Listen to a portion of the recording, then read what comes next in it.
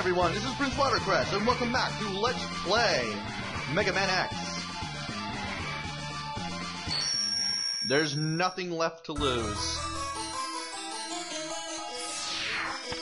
You got these little holes that worms are going to come out of, and you can actually shoot them down for power-ups if you need to. And they're actually very good at it, but I'd rather use... well, those guys are more likely to drop stuff you want more than anything else, so just go ahead and use them. Of course, if you need lives, go back to Armored Armadillo, and, well, here he is. Here's Sigma. Sigma is impressed. Yeah, you would send something to kill us, but then again, you sent a whole bunch of things to kill us, so that's not surprising there. Yeah, well, so did the rest of your guys, and they didn't have much luck.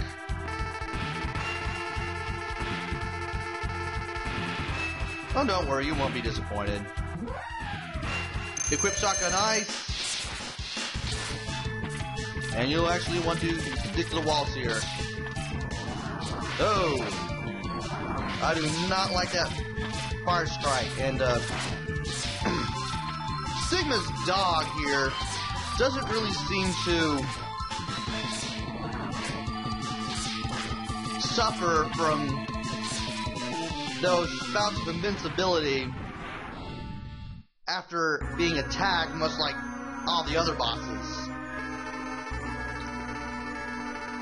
And Sigma's like, well, you're pretty good.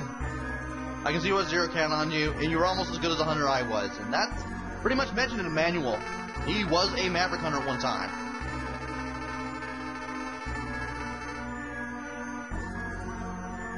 And we want to switch the electric spark here. Shoot off his shot like as soon as he is done. Wait until he's like right under you while you're staying in that upper corner. Let loose. Hit him with electric shock since he just dropped. Do this like so. You shouldn't have too much of a problem.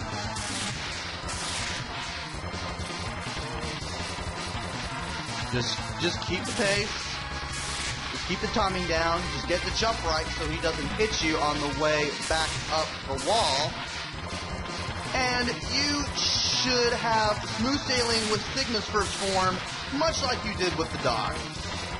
At least this guy does this more often.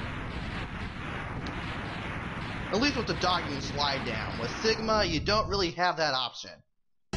And his dismembered, severed, floating head now goes up to this thing that was in the background the entire time. And he's now one with another machine. You're gonna have to wait for those fists to open up and come down to where you are. You want to avoid the lightning that shoots out from the hands. You want to keep from getting hit by the hands. Sometimes the head will shoot either lightning balls at you. Other times it will shoot fire. Fire is easier to avoid. It's just a matter of trying not to get fried or anything. And when you get on the hands, you will want to hit Sigma in the head, or at least the upper head level, where his head is. As long as the floating head is touched by the rolling shield, which is the weakness you're going to need for this battle. Guess what? You're in the clear. And it takes a little bit of practice to dodge those. And watch this. Yeah, it doesn't even do your entire life bar, those sub-tanks. They just replenish like about a third. And I don't know how I'm dodging those so far. Because my practice runs, I was having the most trouble with those. And now I get hit just as soon as I start talking about it. That's not really surprising. Remember, you want to go straight for Sigma's head. If it even goes slightly under it. Well, they were both going at the same time. Ah, come on. Yeah, you want to like refill when like you're like halfway down on health. Otherwise, you're gonna be like having less than 50% health like the entire battle, and good lord. Yeah, I'm kind of abusing these things, but at least I'm at near health now.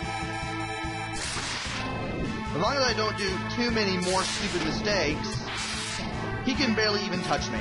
Yeah, he can't even touch me now. Nothing's gonna stop us now. And yeah, that's it. That's what happens when you finally destroy Sigma. Yeah, that's what you thought.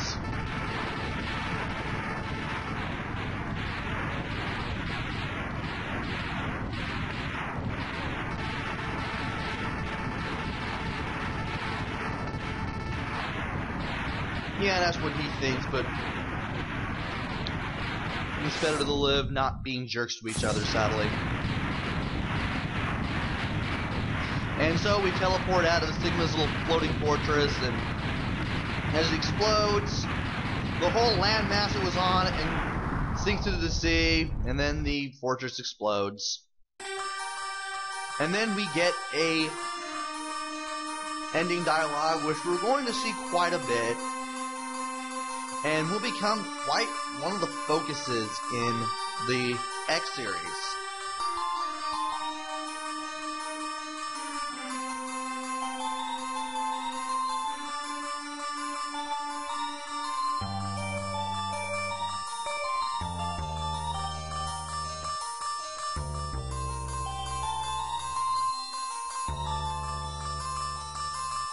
Pay attention to the second and third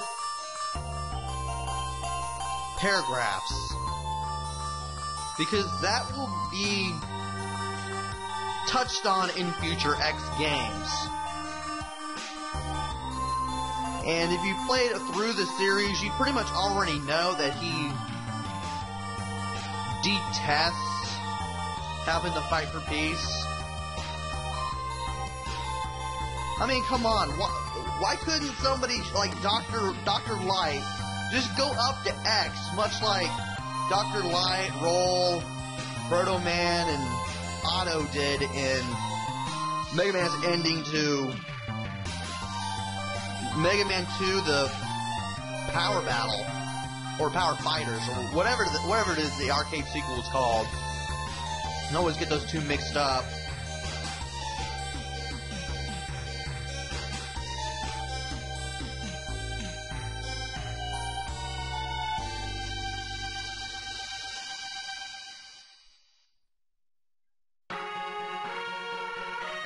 And here it is, the cast of characters. Amazingly enough, all of these enemies have names. I like the fact that it starts out as night and then it just turns into morning. And that's the color of the sky when we were first on the highway. Now it's turning even brighter.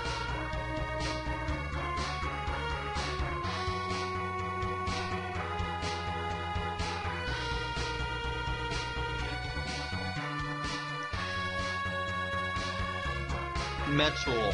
Huh. Yeah, I don't really feel like saying any more of the enemy names, because, well, I just don't.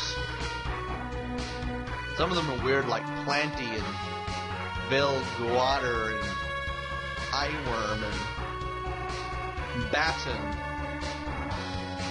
And then you got the Mavericks. You get to see their ghosts one last time.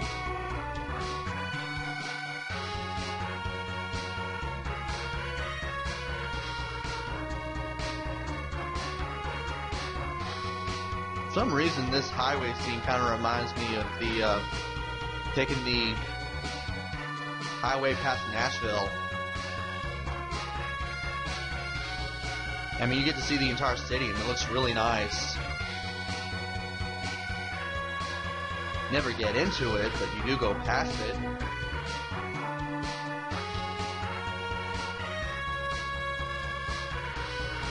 And we got Vile. And we got Sigma. We got Zero. He will definitely be in the next game. He'll be back in some way, shape, or form. And you is Mega Man X, which is just the most corniest thing ever. You played the greatest role in this story. And here's the staff, which really isn't that long.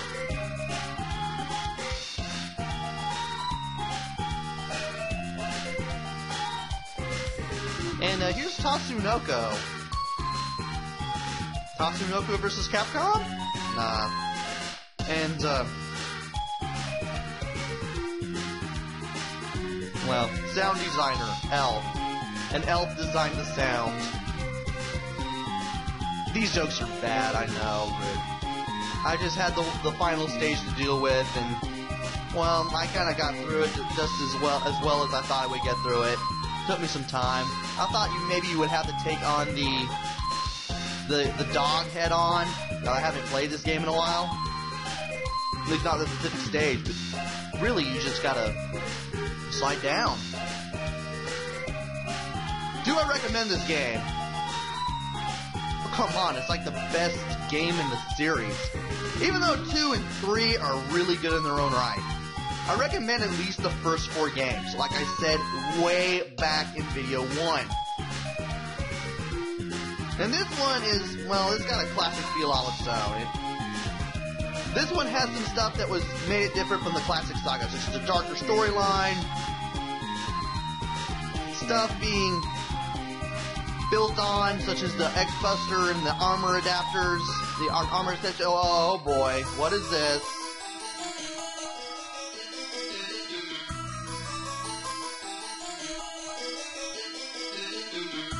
Yeah, it was a temporary body. Get used to that through the series as well. He always comes back somehow.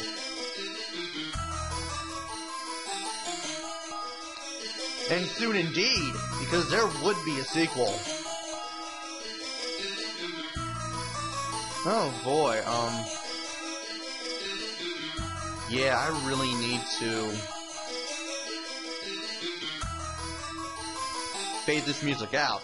Anyway, do I recommend this game? Yes, I do. I recommend this in the 2, 3, and 4. This one basically built on the Mega Man Classic in terms of the armor adapters, the armor capsules, the special weapons. Nobody was named Something Man anymore. Storyline was much darker here than in the classic saga, much more complex. It wasn't just about going after the bad guy anymore. And when it get even more and more complex as this game would hit more powerful systems, or at least a series anyway. So yeah, if you see it, pick it up. I don't care how you do it. This is the finale, but I got another video that I want to do, and it's going to involve the Hadoken. I just hope I can do it. It would take me a while though, but I can do it. So yeah, this is the end of the regular LP section of Mega Man X. Join me one last time for this one, where I show off the Hadoken, because I went through the whole game without it, save for when I got it in the first place. So until then, this is Prince Watercress. So long, take care, stay safe, thanks for watching. I'll hopefully be back with another LP. See you guys later.